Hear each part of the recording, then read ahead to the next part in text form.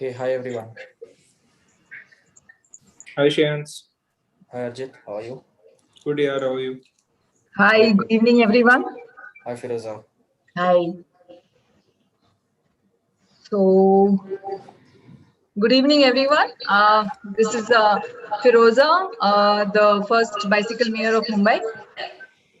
I like to first of all thank Arjit Soni from My Bike, Shriyansh Shah from Yulu Bikes, and Zora Mutabana from IBI Group to be part of the Get Site webinar.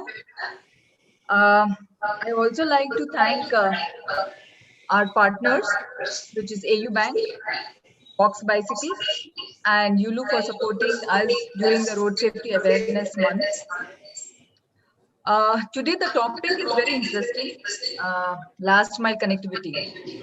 And interesting enough, because, as my journey has been cycling came later in my life. Of course, when I used to travel, it used to be from my home at Vile Parla, and I had to reach Dadar.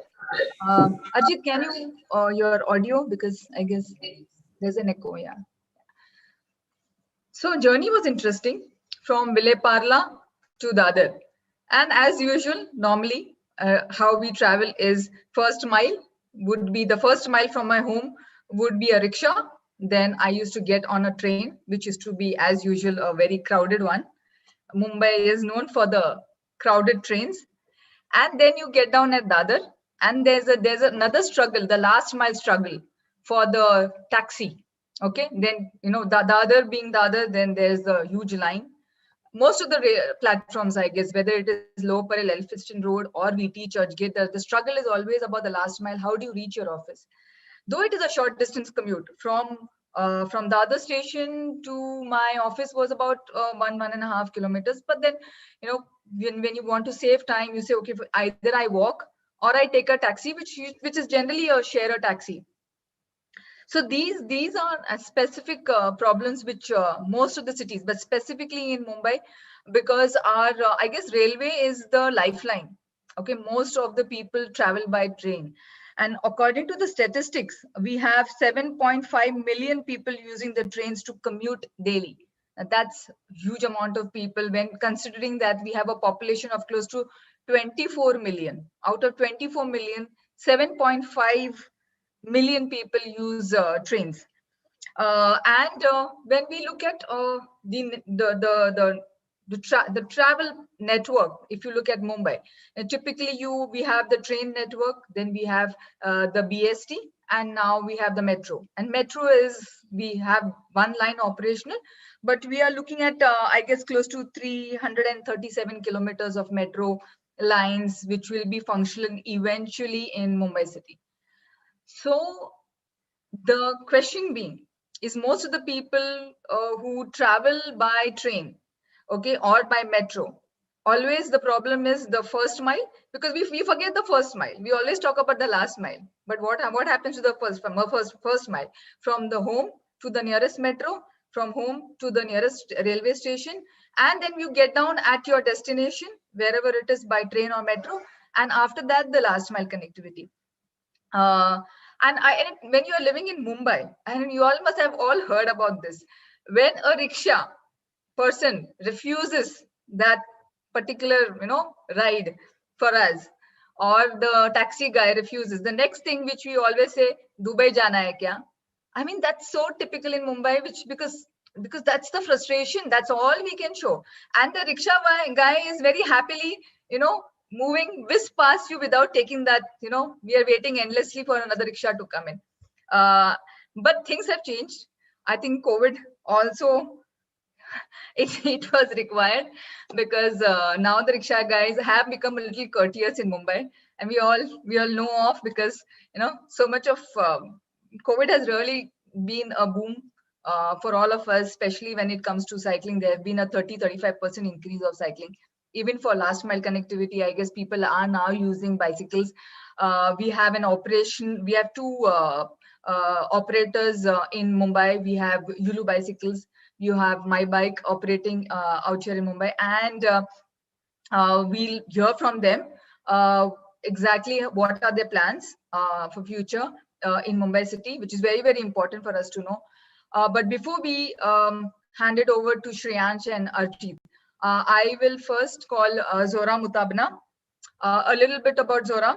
Zora is Associate General Manager at IBI Group, a city planner specializing in the key areas of sustainable mobility and integrated land use planning and urban design. She has worked across multiple scales in North America and in India on TOD, which is Transit Oriented Development, Transit Planning, Transit Technology, and NMT, which is Non-Motorized Transportation Planning Projects. So I hand it over to you, Zora.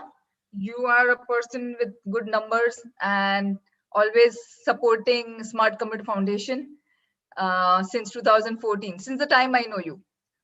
And all the languages, trust me, all the language of simple language like NMT and last mile connectivity and TODs, any kind of language with a normal cyclist like me knows now or tries to understand the statistics of Mumbai city is all thanks to Zora. So over to you, Zora.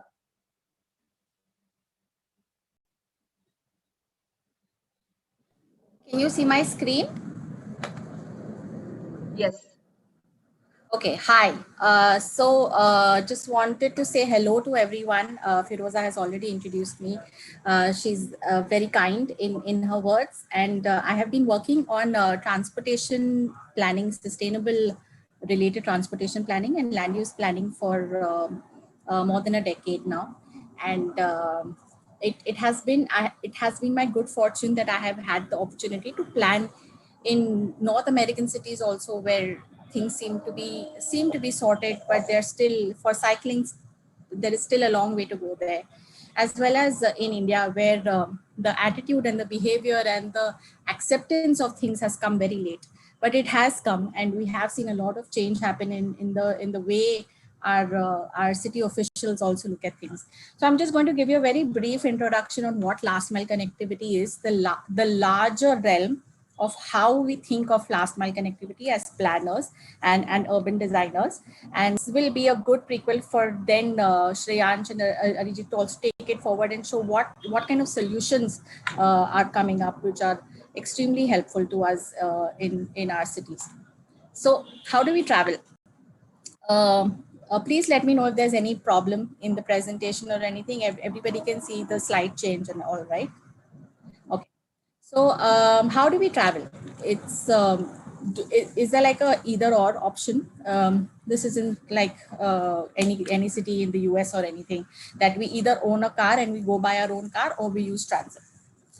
Rather, we have this entire realm of transportation solutions and modes that are available to us. And everybody who lives in Mumbai, as Firoza says, ends up using a number of modes to reach their final kind of a destination. And that those numbers have increased over the years.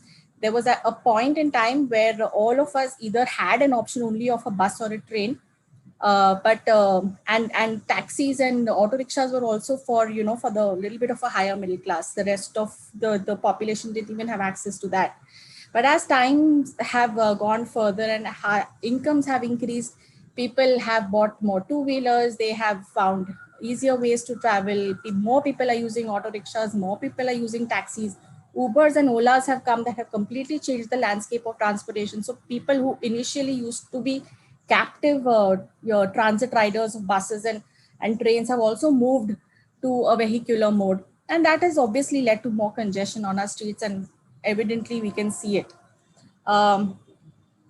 But what do we mean by last mile connectivity? What is the importance of last mile connectivity? As Firoza said, there is the first mile also. But the first mile from home to the station, whether it is a train station, metro station, whatever it is, can be covered through a variety of modes. We have some vehicles lying in our house, whether it's a two-wheeler or a bicycle or a four-wheeler. We can take that vehicle and park it at the station, obviously assuming that there is a station. Or then we can take, a taxi or a bus or a public transport kind of a system. Then we do the core part of our trip, which we call the core trip. In our case, it's usually a suburban rail trip, or now probably there will be metro trips that will happen. And when we reach that final destination, that last mile that we have to reach, the options then become very limited. We either have to walk, or then we have to take public transport, or because it's not even like you will find an Uber or an Ola that easily in a commercial area. We all know that it's extremely difficult to make that last trip. So when you're returning home, that becomes your first mile, just to make you understand that difference. But that particular problem is a big problem for planners. That how do you solve this problem? And this is where I've shown that question mark. It's not, we need more solutions here. We need more work here to either make walking extremely easy, or offer people more options of transportation that are not heavy on the vehicle. Because if you cannot solve this last mile problem, then people will let go of the entire public transportation, this loop, and they will instead take their own two-wheeler all the way to their office, or their four-wheeler all the way to the office, causing way more congestion than they could have caused otherwise. So this last mile problem basically has like a domino effect on the entire transportation system. Now, how do we build a well-connected transportation system? It's not only about, cycle tracks or bus routes or anything.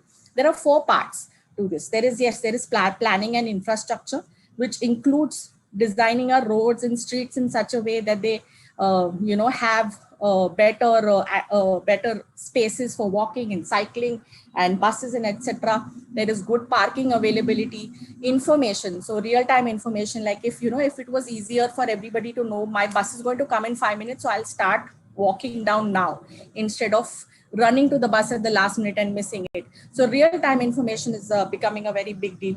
And then on the other side of the spectrum, there's actually system and technology related things. And this is where more technology as it comes in. So if there is a bike share system, a scooter share system, or these kind of systems that come in, they start offering more solutions. And for them to start integrating with our system, we need more institutional integration to happen. So fare integration, like I should be able to use my same card to get on my Yulu bike and then get on the metro train and then get on a suburban train. I should not have to buy 3 tickets at 3 different places. Or if there is an option of using a QR code, then I should be able to use a QR code at all these stations, or I can quicken my transfers. Because the more time you waste in a transfer, the more time you waste for a person in between trips, the less his chances are of taking that trip. And he will, again, the minute he will be able to afford a vehicle, his own vehicle, he will make that entire trip on his 4-wheeler or his 2-wheeler. So as a transport planner, we have to think in terms of where is that threshold? Where is that threshold at which point of time a commuter will choose his private vehicle? We don't want him to go back to his private vehicle. We want him to stick to the public transport system. And so we have to work around this. It's like a Lego block system that let's give this, let's do this, let's do this to make it easy and make this public transport system extremely well connected, well integrated. Now, an example of what this means, the left-hand side shows like a very, a smart, well-connected system. Everything is real-time connecting to each other, and the information of the bus that is going to leave on my metro station has come to me before I have even got off my metro station stop. So all of these information kind of things will come. And on the other side, there's a simple thing of us being able to have like a simple app or a fare integration system where I can see my entire system on my phone, or I have the knowledge that I will get there. The problem with our current system is that मैं Bandra station तो पहुंच जाऊंगी, but Bandra station से फिर मुझे अगर I have to go to Carter Road, I don't know whether I'll get a rickshaw or not. So that issue, once it gets resolved through variety of means, we'll be able to crack it. So that's basically the entire gamut of things that are required. Now I'm going to talk about just the planning part, because that is where my expertise really lies. And how do we plan for a system? So imagine at the center of this thing, whether the crosshair is meeting, is a station. So if I were to plan, I know that a person will be willing to walk 5 minutes or 10 minutes. Now this is international standards. In Mumbai, people walk all the way 20 minutes also. So we have to design our areas around the station in such a way that they are able to walk for 5 minutes or 10 minutes in an easier manner. So walkability has to be the highest priority in that internal circle. The second ring is the cycling ring. That is where a person, so up till 2 kilometers, which is 5 to 10 minutes kind of a person can comfortably cycle. They won't sweat. They won't have any of the big problems that people talk about in cycling in India. So they can comfortably cycle. So let's plan for giving very good cycling infrastructure in that ring. And if we can do that, if we can prioritize walking in the first the first circle and cycling in the second circle, then we'll be assured that people will choose those modes. And in the larger mode is when we use the other motorized modes, which could mean auto rickshaws or taxis or Ubers or Olas. So we can even plan in such a way that their parking spots are a little bit farther away. So the first 5 minutes, people still choose to walk. It becomes more comfortable for them. It becomes a mode of choice. And people still choose cycling because it becomes a mode of choice. So this, how do we think of all these? You know, we call them the access shed, like for, around the station. So in the immediate vicinity of the station, we have to think about good waiting areas, good pickup drop-off areas, real-time travel information. In the 400 meters around the station, we have to think of increased pedestrian connections. So how do we create better connections, wider footpaths, and remove the encroachments where they are? And 2 kilometers, increasing bike connections. So introduce bicycle routes there, because it's a congested location there. That is where you need dedicated kind of a movement for bicycles. So maybe we can combine walking and cycling infrastructure up till the first 2 kilometers. And then for beyond that, for the 5 kilometers, that is where you plan good feeder bus network systems. So people who are actually going farther than 2 kilometers only, they will opt to use a bus connection. But those who live within 2 kilometers can easily walk or cycle. They shouldn't have to use an auto rickshaw. And if we can do that, then it is headache solved for everybody. It is headache solved for the traffic police. It is headache solved for us, because we hate getting a no from the auto rickshaw driver. And it is headache solved for the auto rickshaw drivers also, because they're not having to make short trips. They hate short trips. And they tell us that. So this is an example of how a plan would look, that at several, this is a metro station right in the center, and beyond that, what are the problems that you need to start looking at as we go outside, from the metro station, at just looking at wayfinding, bicycle facilities, improving your crossings, making it safer for pedestrians, improving lighting, landscaping, all of the other things. And then this is an example of how do we design a well-connected space. Now, think of this as a t-shirt, small, medium, large kind of a t-shirt. Okay, a small t-shirt is where there is less population, so you can balance out the facilities that you're providing for pedestrians versus the facilities that you're providing for a motor vehicle. But if you move to a medium scale place where there is a little bit more population and there are going to be more people, if you don't plan for your pedestrian facilities here, then they will all get in a car and they will clog your roads. So start planning for pedestrians first. And then this is the large situation, which is Mumbai already. We are in a large city, and which means that if we don't plan for pedestrians, then we are sure to clog our roads. So by pedestrians, again, I'm including cyclists here, because pedestrians and cyclists are a very close medium, very close modes. They are not different. A pedestrian can quickly become a cyclist. A cyclist becomes a pedestrian very often. So taking that kind of an analogy, if we have a very populated location in Mumbai, then the solution is not to build a flyover over the populated place, but make that populated place have better walking footpaths and better cycle tracks, so that people stop using motor vehicles and motorcycles and bikes that cause all the problem. You never see pedestrians and cyclists causing all the problems. The problem is caused by parked vehicles. The problem is caused by motorcyclists who don't follow rules. Problem is caused by vendors. So when pedestrians come, vendors automatically come. So how do you make space for them in such a way that they don't obstruct walking paths, and you still can provide this basic service to our citizens. And this is just stopping here. Basically, this is just an example of some views that, or some visualizations that we had made for the MMRDA for the metro stations that are coming on the Western Express Highway. And it is to show that how the areas around the station can completely be redeveloped using a TOD kind of a concept. And sorry, this is just going on its own. But how cycle tracks and pedestrian ways and large walking paths are provided to citizens so that they can access that metro station more comfortably.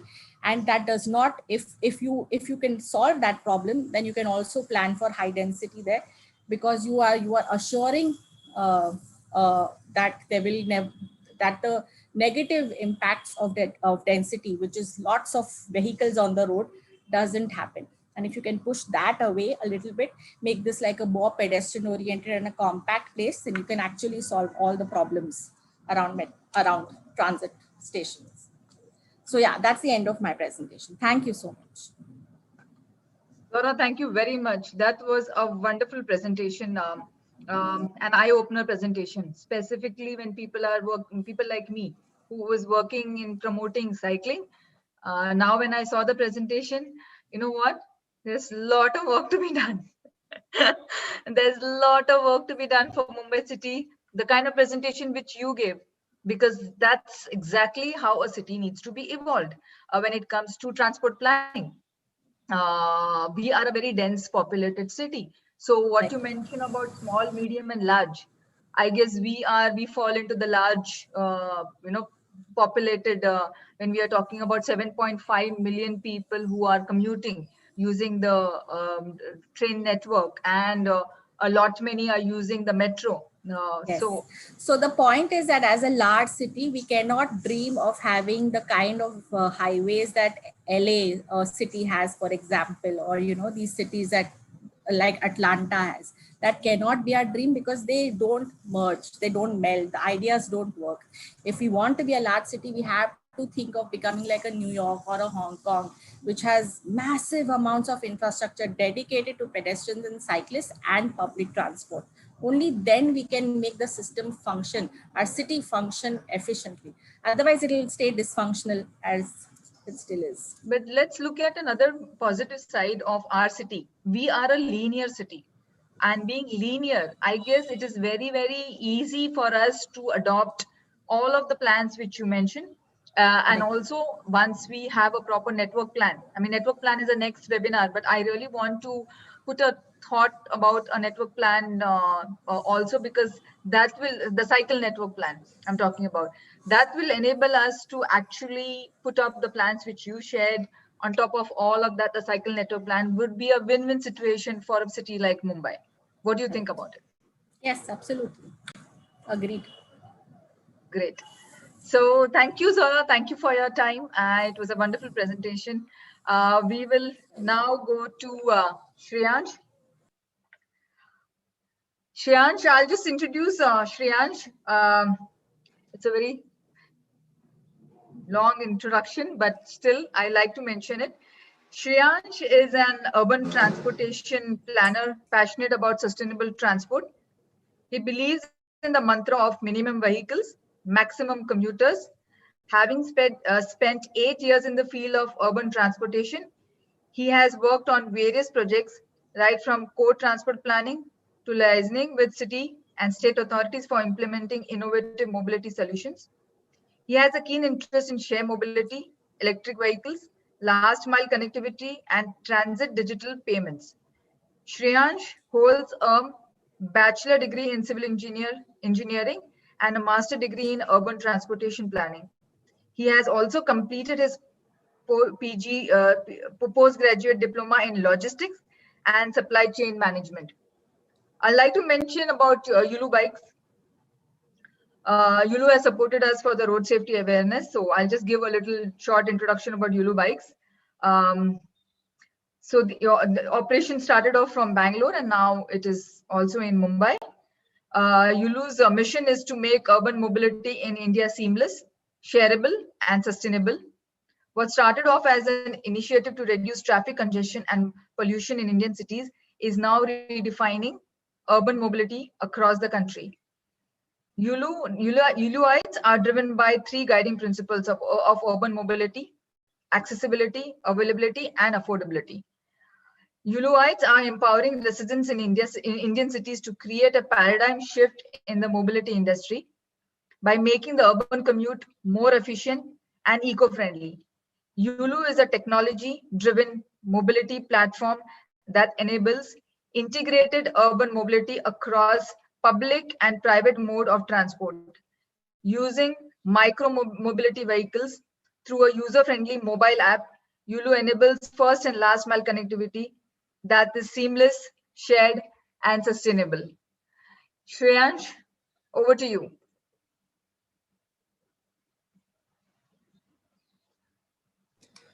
Thank you, Firoza, for the long introduction. I'm sorry for that. I had to, because I think it was quite interesting, and people should know about it, because this particular conversation of last mile connectivity, it's the best, Shreyansh and Arjit and Zora, and I think this is a very perfect conversation we can have towards that. Absolutely. So I think before I move to my presentation, you rightly mentioned. So I am someone who likes to work towards public transportation. And as Zora also presented that, like to bring people onto public transportation is where you need to work on the first and last mile connectivity, because until and unless you are providing a comfortable and convenient mode of, this public transport, people are not going to come to it. And this is where when last mile will come into the picture. So I'll quickly go to my presentation.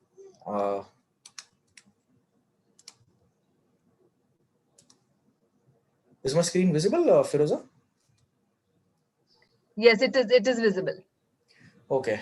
So I'll just go through some of the slides I think I had presented during my presentation in the last seminar that you had held. So we are calling it as, transforming last mile connectivity using micro mobility platform. And I'll just show that, some statistics as in what is the government doing about public transportation. We all spoke about metro 337 kilometers upcoming in Mumbai. So if you look at the 2019 statistics, we had around 642 kilometers of operational metro lines and another 691 kilometers that were under construction. And you can say roughly around 600 stations is what is also being planned. So to bring the people onto the network that you are planning for metro is where first and last mile connectivity will play a very crucial role. So, but if you see, I think I'll not talk much because Zora already presented. So I'll just say that, like while we're spending crores of rupees on building this public transportation network, last mile connectivity is oftenly neglected. And, how well do you bring this people? It should be, time saving, it should be comfortable, convenient, is when people will get attracted towards your public transport. So just a very quick comparison of how Indian cities are compared to the global cities. So if you look at the left side, the public transit supply, you see that Delhi, Mumbai, Bangalore, all the cities, the supply of public transit is at par with many other global cities in the world. But just look at the accessibility and the integrated and shared mobility availability. We are the poorest in, compared to all the cities in the world. So this is not up to the mark as to how it should be when your public transit supply is at par with most of the cities. We just mentioned that, what should be the mode share. And of course, this is an obsolete data. So if you look at the extreme right, the population for 5 million plus, it says that, your walk should be around 25%, bicycling should be around 10%, public transport should be around 38%. And if you look at the cities, Mumbai, Kolkata, Delhi, and Chennai, these are some of the major cities. They are still better off. And of course, when you see Mumbai, 44% public transport, this too has come down a bit because this is 2013 data. And the current data, if you look at it, the non-motorist transport. So I'm just sharing some data from an unpublished report. So the NMT share that was around 60% in 2005 has dropped down to around 47% in 2017, whereas the use of private vehicles has gone up from 4% to 12% between 2005 and 2017. And if you look at the expense on public transport, so while a person was spending around 4.3% of his income on, commuting, be it any mode, has gone up to 8.4%. So not only has congestion and everything increased in a city, but people have also started spending more on their transportation. So what do we do about this? So I think we mentioned that, like Zora mentioned, and I don't want to repeat that again, that, like congestion is prevailing in our cities, pollution. So we have the most polluted cities in the world. We have the most congested cities in the world. Mumbai is the number one or the number two most congested city in the world. So how do we bring more people onto this upcoming 337-kilometer of network is where we come to micro mobility as a solution. So if you look at the overall trips that are being performed in our cities, roughly 60% of the trips are in the range of 0 to 5 kilometers. Now, do I need to own a two-wheeler or a four-wheeler to perform the 60% trip? Maybe more not. So what do we do then? So we just get this bicycles or e-scooters. And again, it can be on a rental thing so that I don't have to own that vehicle also. And this 60% trips can be performed on micro mobility vehicles. And of course, for longer distances, you have the local trains and Olas and Ubers of the world. So I won't cover that much. Unfortunately, the 0 to 5 kilometer distance in our cities is being, performed like this. Look at this. This is Bandra Station East and Bandra Station West. We do have space. Look at the number of auto rickshaws over there. And what even I think you mentioned rightly that, acha, nahi jayega 5 kilometer, Dubai jayega kya? Ha, Dubai, arey, you want something that is reliable, someone not saying no to you whenever you want to travel a short distance. And this is where we come to, a PBS kind of a system. So this is an image of BRTS in Ahmedabad. So what is the government intervention that we require? We need to provide footpaths and NMT lanes within 5 kilometers. And this is not something that I am saying. This is something even the metro rail policy says that, for 5 kilometers radius of every metro station, you should be planning for pedestrianization, NMTs and IPTs. Mumbai also, when MMRDA started planning the metro stations along line 2A and 7, they initially did plan for 5 kilometers, but eventually because of multiple stakeholders and the, the arrangement that we are in, they had to eventually cut it down to 500 meters. So 500 meters, I don't know how much people will be, you get good footpaths and cycle tracks for 500 meters, but what beyond that? You need to provide for 5 kilometers. We need space. Of course, this is being planned with Mumbai Metro that is coming up. So we need space not just for 5-10 vehicles. Depending on space is not what you plan for the last mile connectivity, but depending on what number of people will be using your services and how many vehicles you are providing to shift more people to public transport is what will come into the picture. So no space below 100, and we all know the footfalls at our railway stations. Like we have implemented a project in BKC. So Bandra station has a footfall of roughly around 1.3 lakh passengers in a day, and Kurla has around 1.6 lakh passengers. And everyone who is coming out of the station, over 90% of the people require some or the other form of, last mile connectivity. And the image that you saw previously, auto rickshaws, that is not going to sustain our cities. And at the secondary location, so while you are planning for around 100 bikes at every primary location, a station or, a bus depot or something, at every secondary location, that can be an office or a college or, a residential complex, you need to plan for at least 20, vehicles. It can be cycles, e-bikes, so that people can use it, and it has to be a network. Now, when I say a network, this is a map of Paris, Velib, just look at the number of PBS stations that they have, in the city. A mesh network. So until and unless it's a network, and if I'm not forced to walk for, 500 meters or 800 meters to reach to a PBS station or to just get a vehicle, people are not going to use the services. So network is also something that we need to create, and it has to be something that is walkable. Zora mentioned it should be like 5 minutes. So it's roughly around, 200 to 300 meters is what every 200 meters is what we should have a PBS station. Only then people are going to use it.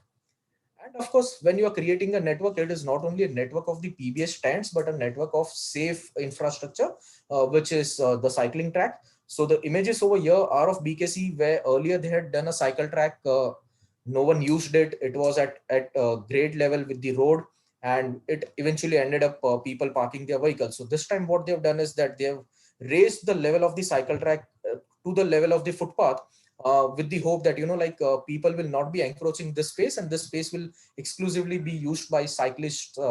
And I think this is something we need to look at. So And of course, it's not only providing safe infrastructure between two intersections, but also at the intersection, because when you're crossing the road with other vehicles, how safely are you moving? Because you are a slow moving vehicle and there can be a bike or a bus or a truck which is going at faster speed. So can I integrate the movement of the cycles and e-bikes along with pedestrians so that there is no conflict when I'm crossing the road? So where you need dedicated signal timings for the bicycles also, this is also something that needs to be looked at. And I think you mentioned that COVID has brought about a change.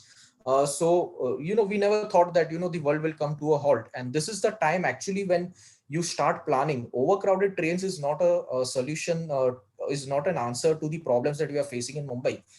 Metro network is going to definitely reduce the load on local trains. Now that the load has reduced on local trains, in fact, I'll tell you some very funny instances when we are promoting PBS for last mile connectivity in BKC. When we tell them that, sir, this is a safe mode of travel. You are traveling all by yourself. It's a single seater. And the person comes and says, "Arey kya local train mein to itna gardi mein jate hai, utar ke kya itna 10 minute ke liye abhi ye leke jane ka." But now that when, with COVID and everything happening, when actually social distancing will be ensured going forward with all the transportation system that we are going to plan, it's the right time now to introduce PBS and push the authorities for implementing it, for the infrastructure that is required, and eventually this is what will help us. So I think with all this, I'll just end my presentation. This is our Yulu bike stand at Kurla station integrated. Of course, you cannot see Kurla station in the image over here, but something that you just come out of the station and immediately you get a service of a PBS is what we need to plan for. So, of course, we'll discuss around this more. Great, Shreyansh. Rightly you mentioned about the grid. So as a cycling mayor, and whenever I meet up with people and everything, and because we are, especially the people who are born in the 70s and 80s, they're used to the rental bicycle, the traditional one where you 50 paise in the hand, and you go and you pick up that rental bicycles, and then you move around and you go and give back the rental bicycle, the typical. So whenever I meet up with people and they say, "Arey, BT station and Churchgate station just put up those rental bicycles." I mean, a simple thought process. They don't really understand about the grid. And this is a common question which people, they think it is as simple as putting up the bicycle rental at BT station, at Andheri station, at Churchgate station, and the problem is solved. But it's not only about taking the bicycle from Andheri station and putting it up somewhere at Seeps or at Sakinaka or at Marol, because people don't understand the logistics nightmare after that to pick up the bicycles again and again, doing arranging the bicycles at the particular docking stations. So my point is that when you mention about the grid, and that's what we always put a thought in people's mind, that when we talk about a grid which is like a BKC, so can you mention like currently what is your plans for BKC and how the dense network will be dense at BKC and also Kurla in that particular plan? So see, absolutely. Even at BKC, currently what we have done is like the MOU that we have signed with MMRD is for 500 e-bikes at roughly around 25 locations. So while we have already made live around 20 locations in that 3 square kilometers area, so you can say that, it's so accessible that the moment you come out of any building, in less than 100 meters, you will find one of the Yulu zones. And this is where we started off. And as I told, myself as a transport planner, I know that, what is going to be required for the user. And if you look at the stations, the Yulu zones that we have planned, we have put it inside. It's none of the Yulu zones are at the main road. I don't want people to walk to the main road and then get a Yulu zone from where he takes a e-bike. So before he hits the main road, inside itself is where I want to capture him and do that. The interesting thing is that, R.A. Rajiv, the Metropolitan Commissioner, he's such a visionary person, and I must appreciate him on this, in this webinar also. When we started conceptualizing this, he was the first person who said that, Shreyansh, you get the services and I'll get you the required infrastructure. And had it been any other administrator or an IAS officer, we would have assumed that अरे ये सिर्फ बोल रहे हैं. But when we actually started our services in BKC, they actually started working on the cycle tracks. And it was not only, doing away with the existing cycle track, but come up in a way which is, segregated from the road level. And this is where you have this pilot 700 meters that is already constructed. The first phase that they are actually planning in BKC is for 5 kilometers. And a recent update I can share with you is that they are also planning this to be taken to all the way to Kalanagar and MPNL junction. So the eventual network of the cycle tracks in BKC is going to be 12 kilometers. And now that, with people like you and cycling booming in Mumbai, already the state government has allocated budget for Western Express Highway and Eastern Express Highway for creating cycle tracks. And MMRD has already started working on it. So very soon you will hear an announcement where they will come up saying that, this is how it will be on WEH and EEH. So once you start offering services, the necessary infrastructure will also start coming in. So you mentioned about 500 bicycles, but when you say there are about 1.7 lakh people coming out from the train at BK's, the Bandra East side, right? Right. Don't you feel 500 would be a lesser number eventually when it picks up? And yeah, absolutely. So when I say that we have signed an MOU for 500, definitely, BKC is a market for no less than 5,000 e-bikes or bicycles, right? And even 5,000 is a number that may not sustain. The only problem arises when you look at it from an MMRDA point of view, or, you just imagine 500 bicycles or e-bikes in BKC. Do we have that space? Maybe not. So how do we come up with solutions? Now, are we going to go for a stacked parking one above the other? Because that is one way possible. Or you say that, okay, there's upcoming metro which is passing through BKC. BKC is also looking for some automated rapid transit system like something that you have in Gurgaon, pod services. So definitely, given the space constraint also needs to be kept into mind, because 4 lakh people coming into BKC every day, 3 lakh people requiring some or the other form of transportation, putting you in 500, 5,000 PBS vehicles is not going to, sustain the demand that comes out of it. Definitely not a market for only 500, maybe even 3,000, 5,000. But space is also something that we need to look at. Either we create space or we come up with solution where the existing space can be made available for 5,000 PBS vehicles. okay, I just wanted to understand, because we are a citizen where we like incentives. Is there any incentives for the user who is on Yulu Bike app? Is there any incentives which you have worked out from them for them? So see, absolutely. Like even in so what we have done for the first time in Mumbai and across India is like BKC. We all know it's a corridor. It's a hot corridor for us. 4 square kilometers, 4 lakh people coming in, and so what we have done is that we have come up with a special pricing plan where we say that your journey up to 30 minutes is going to cost you a maximum of 25 rupees. Now this is not what we are calling it as a minimum of 25 rupees, because even if you are taking a shared auto rickshaw coming from Kurla to BKC, the minimum per seat, and I'm talking of a shared auto rickshaw, 30 rupees is what they are charging minimum. So even if you're going 500 meters or 5 kilometers, they're going to charge you 30 rupees. What we are saying is that, and we have analyzed this data, even if you go on a e-bike from Bandra station to Kurla station, the maximum journey time is going to be 25 minutes. So we gave a buffer that, in future there can be traffic and the journey can go from 25 to 30 minutes. So for someone who makes a journey up to 30 minutes, the maximum that we will charge him is going to be 25 rupees, which is less than a shared auto rickshaw. Now, the benefit over here is that, you are able to sanitize your vehicles multiple times in a day. You are able to ensure social distancing. Your ride has become affordable. There is no surge pricing, and your service is available 24/7. So all these things when clubbed, it is times of COVID. But if you look at BKC pre-COVID times, people used to leave their offices at midnight also, right? So this is all that you have kept in mind for the future, that once people start flowing into BKC again, and this actually becomes the choice mode for their last mile commuting. Great. Shreyans, I just want the last thing. Could you please tell all the listeners who is current, all, because this is going to be on YouTube forever, the process how one needs to start using the app of Yulu, how user friendly it is. So if you could share it, it'll be great. Absolutely. So what you need to do is, like, any user wants to use the service, they can simply download the app either on App Store or Android on Play Store. And you just need to provide your mobile number and email ID and your name to register. There's a one-time refundable security deposit of 199 rupees that we charge from the user. And once you have paid that 199 refundable security deposit, you can start using your services. So of course you need to recharge something over that 199, and whatever you are recharging is the actual amount that you get to use. So the pricing that we have in Mumbai and across various cities where we operate is 1.5 rupees per minute and 5 rupees for an unlock. So if your journey is, say for example 10 minutes, you will be charged 15 rupees for the ride charges and 5 rupees for unlock. That's 20 rupees.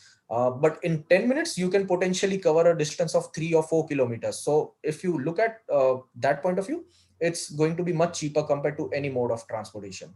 So it's that simple. Okay, that's great. And so I like the fact that BKC is one place where the floating population, as you mentioned, is about 4 lakh. And now that Mr. Arya Rajiv has put up the cycle track in place, I guess BKC will look much more cycle friendly zone for us for time to, because the Western Express Highway and Eastern Express Highway will take some time because again those will be isolated cycle tracks.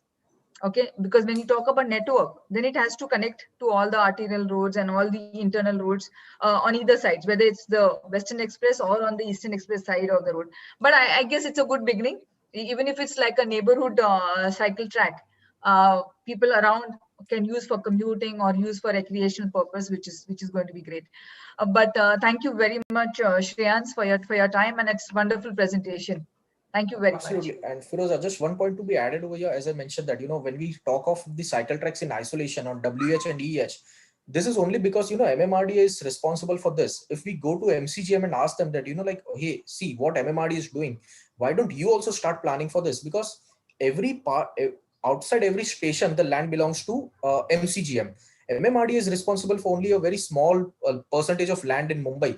So it actually is MCGM who we need to go and say that, why don't you start creating this network? And this is when eventually entire Mumbai will be covered with the cycle track and PBS network.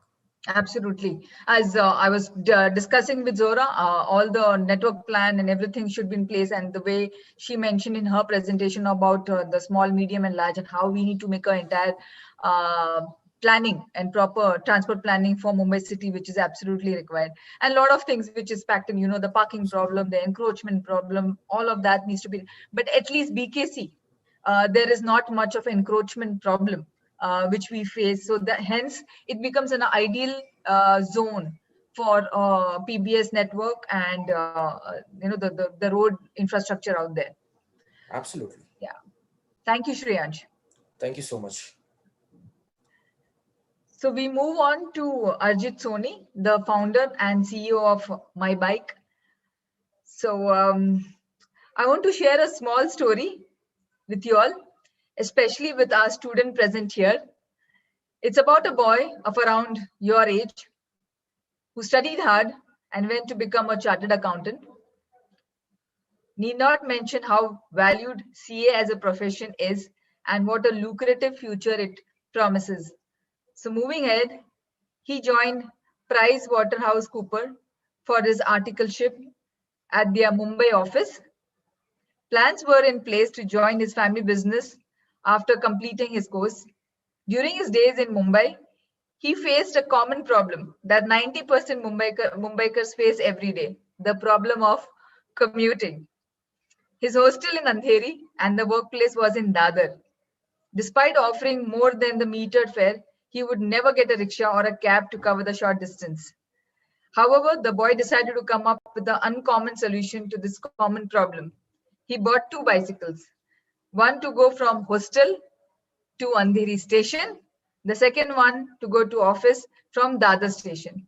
This small step became the stepping stone of Gujarat's first shared bicycle project, My Bike. It's a pleasure to present you Mr. Arjit Soni, a CA by profession and a passionate entrepreneur by heart. Mr. Soni is the founder CEO of My Bike.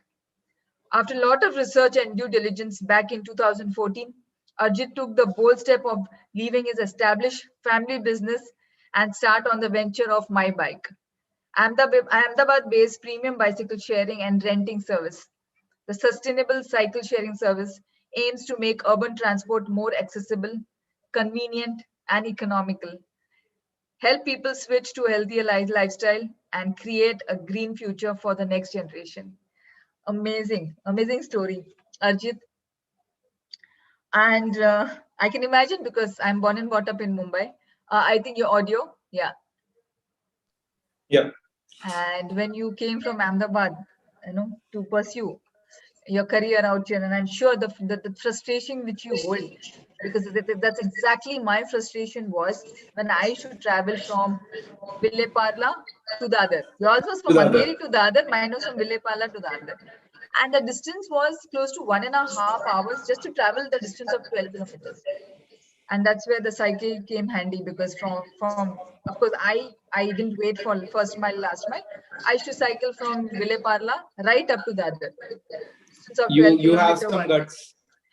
You have some guts. Mumbai is a very cycle friendly city. Okay. Okay. Infrastructure could be a little taxing, the potholes, but I guess traffic is not been very gruesome or kind of a tension related. It's been a nice ride to and fro, distance of 12 kilometers. But coming to you, Ajit, your story is very inspirational, and then you started your own organization, and you are a CA, unlike Zora is from urban planning, transport, and Shreyans is also from transport and urban planning. But how did you come up with this whole thought of My Bike? So Fireza, our stories are so same. I mean, Ville Parle, Dadar, and I was Andheri and Dadar. And as you said that, rickshaw wale deny karte hain and gaaliyan nikalti ki how could you deny us? मेरे वक्त पे Dubai का नहीं था, मैं गालियां ही देता था. But then I thought myself that, these guys are at the end of the day doing this for their livelihood. And it's a fact that for a paltry sum of 20 rupees, they are going to get stuck up in the congestion near the station. So it doesn't really make business sense when I put myself into their shoes. So I thought, someone has to come up with a solution, and the solution was very simple. And Firoza, in fact, I can solve your first and last mile connectivity problem from tomorrow itself. All you need to do is buy 2 bicycles. I believe you already have. You can ride your 1 bicycle from your home to Ville Parle station and find a safe parking spot there. And similarly, have another. So when you get down, you can unlock it and go to your office, and your problem is solved. Now, I guess the only concern in your mind is how secure the cycle would be when parked at the station. And why should I even invest in 2 bicycles, right? And that's where I, brainstormed and came up with the idea of My Bike. So I have a very small presentation to share, since everything has already been covered by Shreyans and Zora. So yeah, Before we start the presentation, I guess what you touched upon is a very, very important point, which I guess the parking. Yeah. So everybody, most of the people in Mumbai have very expensive bicycles. Yeah. People do not want to take their 25,000-30,000 rupees ka bicycle and park it at the station, whether it is at any stations or again at the last mile when you get down from the train, and again the same. The solutions of public bike sharing is the answer to all of those people who do not want to take the expensive bike, whether it is a road bike or an MGB or a hybrid. I guess from their home to a nearest station, then the first mile they can take the PBS, and probably again at the last mile. Yeah. So exactly, that's where PBS comes into play. I think the cycles that you're talking about are not designed for commute. They're more designed for endurance, health, and leisure. And hence, it's very important to have the right cycle that is designed from a utility point of view rather than from a endurance or health and leisure point of view. A cycle with a proper basket that could hold your laptop bag, a basket that is mounted on the frame and not on the handle, so your maneuvering remains easy. A cycle that is actually heavy because it's sturdier and it can navigate the infrastructure that we currently have in the city in a better way. So yeah, I'll just share this small slide that I have. I think everything else is already covered. And the slide is as simple. I just told you how I solved my own problem of first and last mile connectivity. I purchased 2 bicycles in Bombay, one to go from my hostel to Andheri and park it there, and a second bicycle to go from Dadar to my office in the same way back. But with my bike, you don't even have to buy 2 bicycles. You just need to buy one subscription. A subscription wherein you subscribe, and of course, for the first time, you get the bike home from a station. And it works just like your personal bike. You can use it for your daily errands. You can go to the nearby grocery store. You can even use it for your health and leisure. But as we all understand that bicycle as a means of commute has a limitation. It's a great tool for short distance commuting, but not really great for long distances. And that's where my bike has this cool feature of drop and pick at any hub. So basically the bicycle, the my bike that you have at your home, say if you want to go to Dadar, if I take the same example, I ride my bike from my hostel to Andheri and park it at the station there. And then I use the local train, and when I get down at Dadar, I pick up another my bike from the station there to go to my office. So this is essentially how my bike is solving this problem in a very simple manner. Rather than having a pick and drop approach where a user is expected to first walk to the nearest station in the element of doubt whether he'll get a bike or not, then pick up a bike, then go to the station and drop it there. We have a reverse approach where the bike is with the user at his home and similarly at his office. So it's better accessibility because the journey starts right from his home and takes him right to his office. It's end-to-end connectivity in true sense. And it's a simpler operational model where you just need to create stations at public transits. And that's how we are trying to solve this problem. I really don't have anything more to add on this. Yes, maybe one more thing that I would like to add is when you talk about private transport, private transport does have an advantage, and we need to be honest to ourselves. It is the most accessible way to commute. Again, because the journey starts right from your home, but maybe it does not take you right up to your destination because of the parking challenges, and also because in between you have traffic and congestion, which is making it inconvenient. And if we talk about public transport, we are well aware that first and last mile connectivity is the issue. So whatever solution we need to create, we need to be honest to ourselves whether that solution is as accessible as a private transport is. And when we talk about multimodal transport, we need to make sure that the transitions or the switch between one transport to another are to the bare minimum. Only when we are able to achieve that would we be able to convince people to leave private transport and switch to public transport. So with that, I think I would like to end my presentation and rather would like to have some questions from you and anyone else. Yeah. Great. So currently, I just want to know where is the My Bike station in Mumbai? So Firoza, honestly, we have not had a great pilot project. We were supposed to set up stations at all Mumbai Metro Line 1 stations. But as Shreyans also pointed out that while we have great support from all the authorities, I think we are not really getting that kind of a support from MCGM. And as a result, our pilot is just restricted to 3 stations. It's an incomplete pilot. So we just have presence between Versova, DN Nagar and Azad Nagar. And honestly, that is a bit disappointing for us. But yeah, that's where we are. So the pilot is incomplete at this stage. And what about Jagruti Nagar, where you all started off? Yeah, so that again is one more station. That is where we have services, but we are actually trying to wind up our services from that station because the pilot is hardly another 3 months. It's going to last another 3 months, and because we have not got all the remaining stations, because MCGM is a very complex structure where you have wards, and as a result, you have to apply for permissions in each ward, and each ward takes its own sweet time. And importantly, the process is not consistent. Every ward has its own way of working. So we've decided to actually focus our services just on the 3 stations for the pilot between DN Nagar, Azad Nagar, and Versova.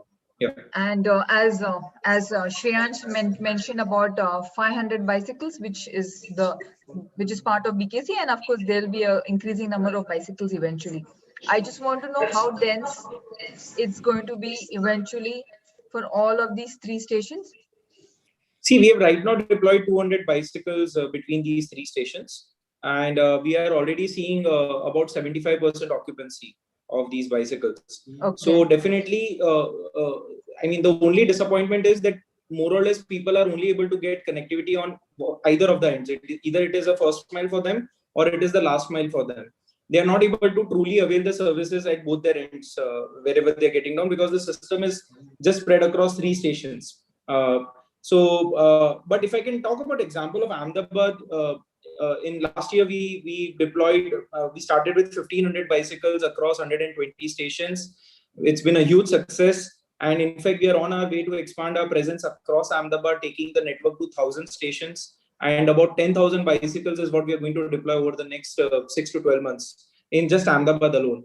So what we have learned is this business is more about going deep in a city rather than spreading yourself too thin. And as is the case with any public transport, unless and until you cover the entire city in one go, the adoption will never come. So rather than having a cluster-based approach, we have an approach where we go all in a city. So we have passed our pilot stages and we are very confident. Like we just launched Kochi and we started with 1,000 bicycles. So that's the kind of scale at which we are. We look to enter into a city, and our vision is to have one My Bike in every household. Yeah. That's really nice. And I guess both of you all touched upon the fact that the dense network is very, very important. Unless we do not have a dense network, just having the hub near the metro station really wouldn't work. We need to have multiple touch points across Versova, across DN Nagar, across all of the stations which you are talking about at this point of time. So not really, Firoza. I mean, that's where our approach is a bit different. So for example, say you are a subscriber, you took My Bike for a month, you're paying 750 rupees a month, that's 25 rupees a day. And that's it. It's a fixed cost and the bike is with you at your home. Now say today is a Sunday, so you just keep the bike at your home and ride it for your health, leisure or daily errands. And say on Monday you have to go to Dadar, so you cycle to Vileparle and drop the bike at the station there. And wherever, say at Dadar you get down, you pick up another My Bike and go to your office. So the bike stays with you at your home and your office. So you don't really need to create a station there. And that's how exactly we are trying to address this problem, because trying to get land from authorities to create this dense network of stations in a city, in a country like India, I think that's where the challenge lies. And that's where we have to come up with a slightly different approach to solving the same problem compared to the Western peers. Yeah. So what I want to understand, and basically people who are new to public bike sharing and all of that.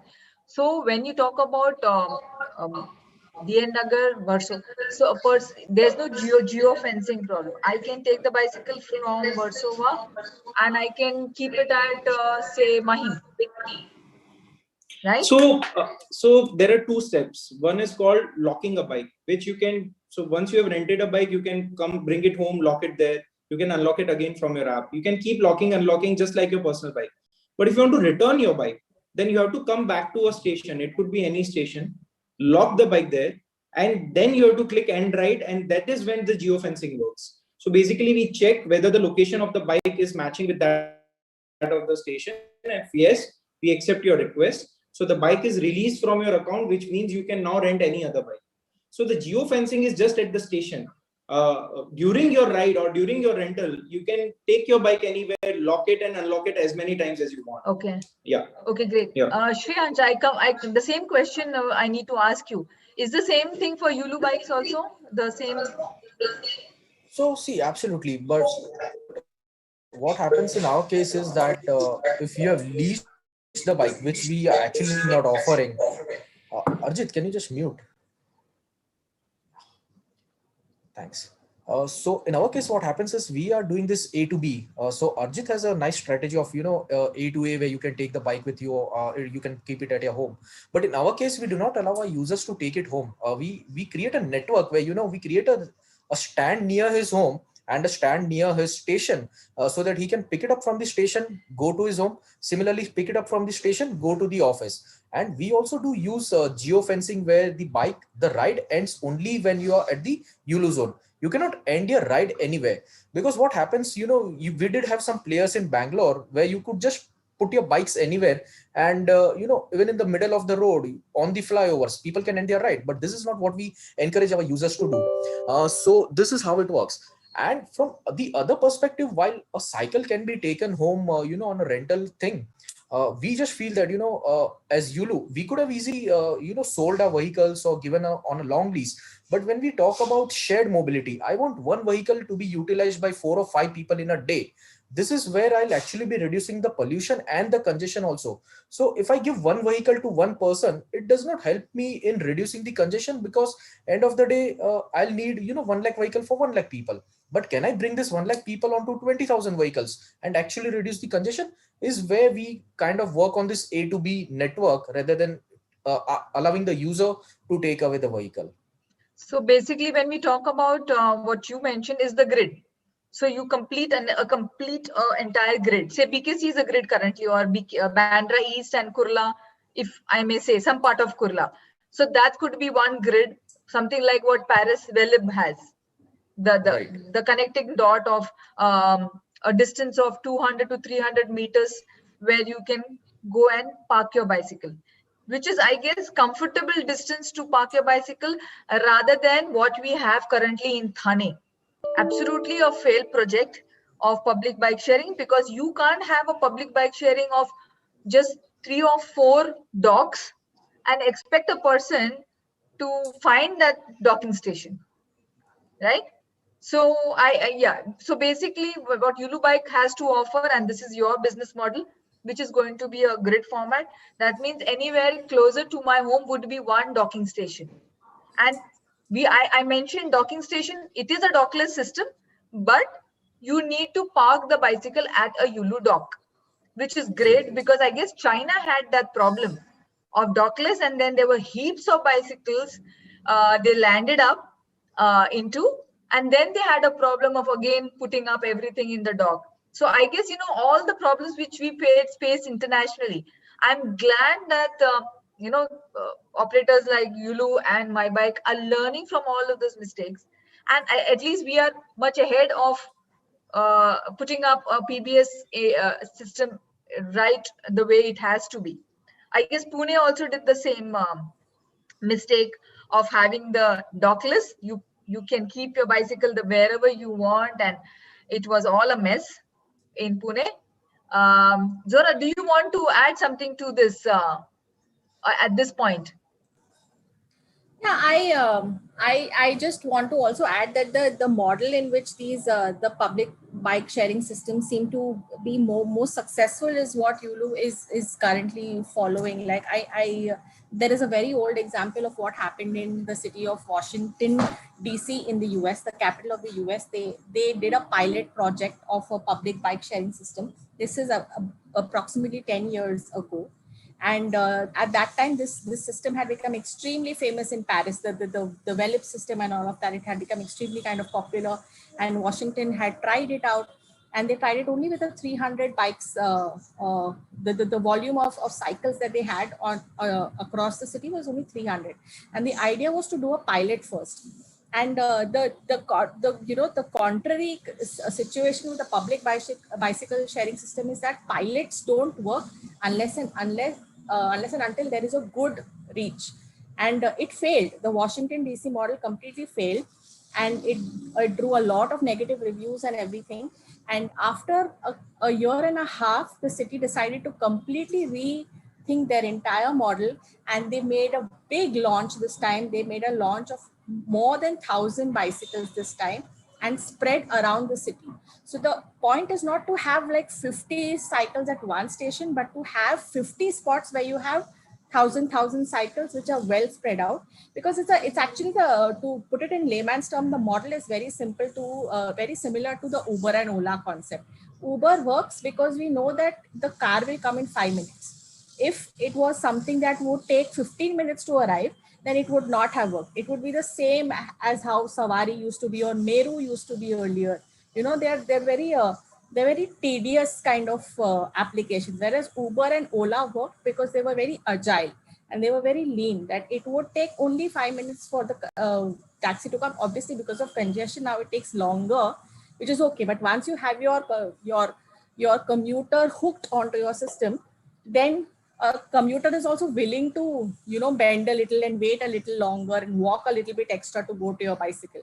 But to start it off, to actually create that culture that, Uber has become a culture now, Ola has become a culture.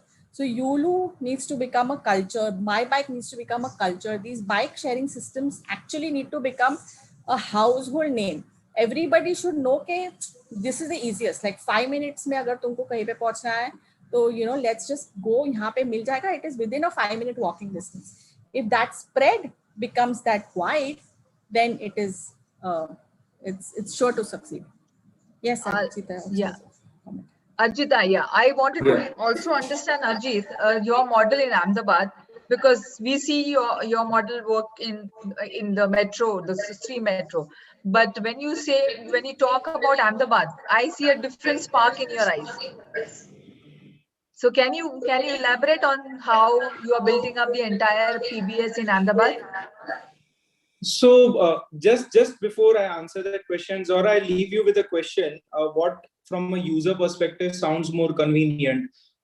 Say you get down off your building, you walk to the nearest hub and you rent a bike, or an option where you get down off your building and you unlock the bike which is there with you and go to the station. I leave you with that thought process. But Firoza, coming to your question, yeah. Sorry. Yeah, I like to add to that. I get that. See, both the models are great, because as a cyclist, if you ask me, I prefer my cycle just down in the compound, because I'm so used to, because it's accessible, because you have accessibility right at your home. Yeah, that's the ownership. Yeah. But going to what Shreyans mentioned, of course, when we talk about the grid, it becomes more user friendly. I mean, it's just that you just outside your compound, there is a bicycle, you just pick it up. Because I've traveled in Amsterdam, I've traveled in Paris, and I know how easy it is just to see those Velib bicycles available in that grid. So yes, and given the ground realities, I guess both are a good mix, what Yulu and what My Bike, because ground realities ultimately the authorities giving us all the land which we require. Okay, so I guess I just also want to add to that. The difference between the two models is what, again, I'm taking American terms here, but I think most of the people might know, like a Zip car or a Zoom car like we have in India versus an Uber. So a Zip car and Zoom car is something that a car that you can ride yourself, you can drive yourself. So, and you have to keep it in your compound. But the problem with that is then you have to have parking space in your compound. But if you have it, then you can do more things with it. With a Zoom car, you can go farther, you can take people along, you can plan a trip, you can do a lot of things with that, which you can't do in an Uber. Uber is extremely inconvenient for a long trip.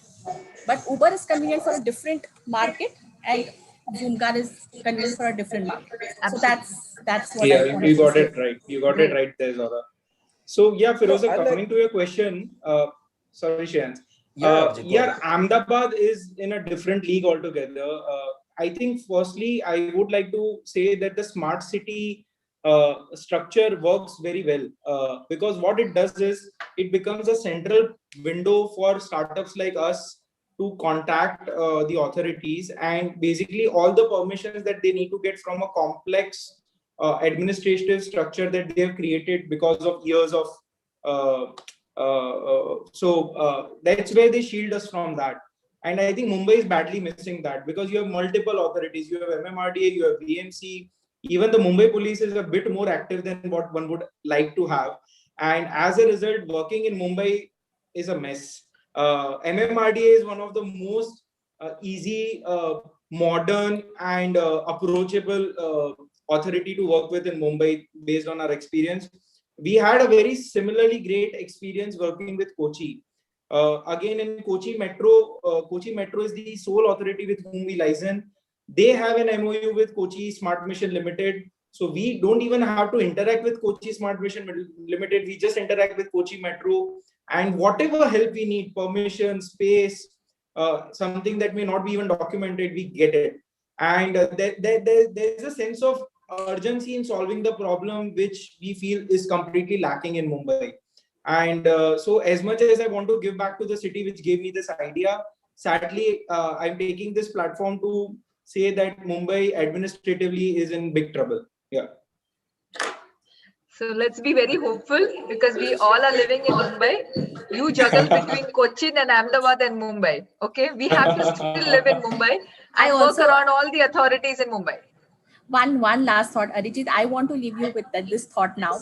If you remember, there were 3 slides in my presentation about small, medium, and large, and that is what I want you to think about. That this is large city versus medium city versus small city problem. It is not just a Mumbai problem. You will probably face the same problem if you go to a Delhi or to go to any large city. Agreed. So maybe we need to think more of more flexibility in how you can adapt your model to be more conducive to a large city as well.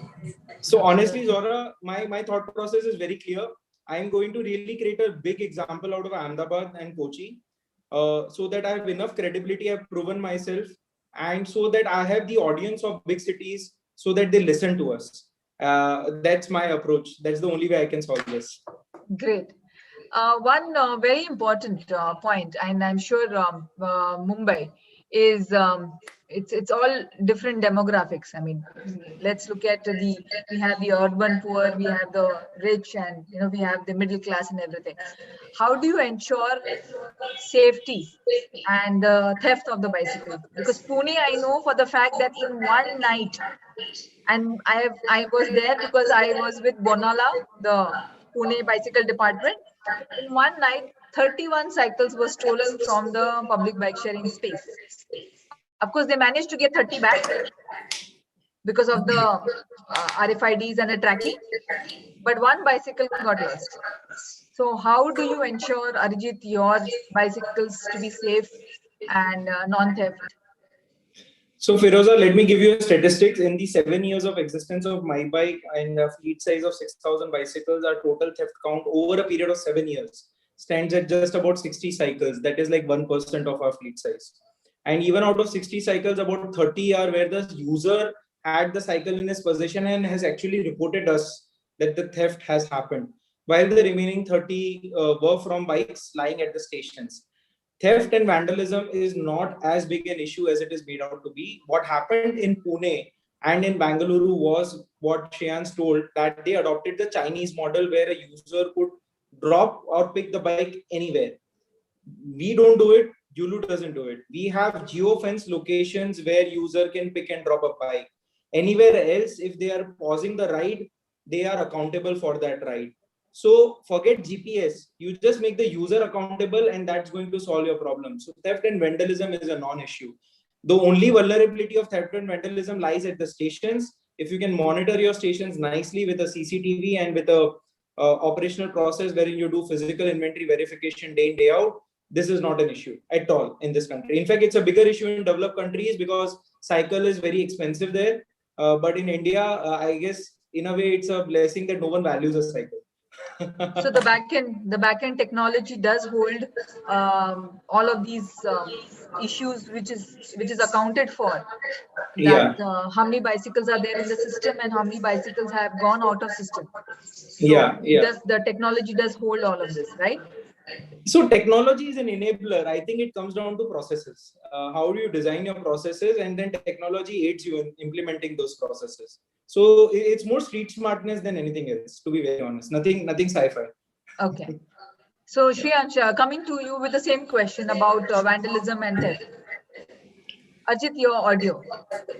Sorry. So, addition to what Arjit mentioned, of course, we also do take precautions as he was mentioning, but over and above what as Yulu we are trying to do is that, standardization. So none of the parts in the vehicle that we have, designed and manufactured, none of the parts are standardized. So even if you want to steal the vehicle, you cannot use any component of this vehicle elsewhere until and unless you put the bike in a furnace and, melt it into metal, and no one wants to do that. So because no part opens with any standardized tools, neither any of the parts stolen can be used elsewhere, unlike an Activa versus an Activa or a cycle versus a cycle. this is what we took care from the designing level itself, due to which, this thing, theft and vandalism is actually very, very negligible in terms of Yulu. I don't have the statistics for it, but in terms of what you also mentioned, that, like 31 bikes were stolen in Pune, we also did see something similar in Bangalore, where once 6 of our e-bikes were picked up from one zone, and they ended up in some locality of Bangalore. And because we were able to track the vehicles, we went inside asking for that, you please return our vehicles. So what happened is people started arguing with us, fighting with us.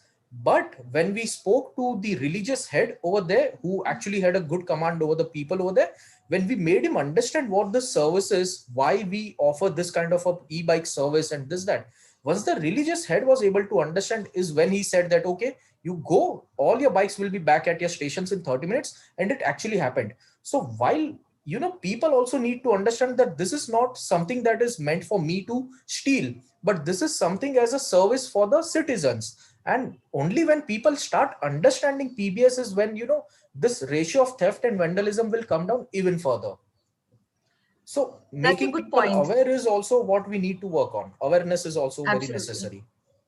So that's a very good point which you mentioned, Shreyansh, that people should be accountable. People should know that this is for them, for their betterment. So I still remember when we were putting the first cycle stand at Kalagoda, the cycle stand which still exists over there. So the day we were planning to put up those bicycle stands over there, the MCGM, the people who work in MCGM, they said, "Madam, ye ek hi raat mein na ye gardule, the guys who are, they will come and they will pick up those cycle stands." I said, it won't happen. Trust me, when you give something as an infrastructure for general public, people will respect it. And that's exactly what happened. Now it's almost 5 years, and all the cycle stands, the 16 cycle parkings, it's still there. So I guess it's just, how Arjit mentioned, it's just a myth. People have this thing that, there'll be theft, there'll be vandalizing, there'll be all of that possible things which will happen in Mumbai, but it really doesn't happen. And, that's that's a positive thing which you need to take from this exercise, which we've been, doing it in Mumbai city. Any question with Zora you want to? Yeah, I actually wanted to ask you guys about there is one more concept about this integration of the system with the metro or the public transport system, not just physically, but also in terms of fare integration and a continuous trip planning. So in most cities in the developed world, at least, you can do it on using a single app, you can do it using a single card, or you have a credit card that works on both systems. What is the plan for those kind of things in anywhere in India, actually? Yeah, Arjit, you can answer that because you're Ahmedabad, the smart city plan.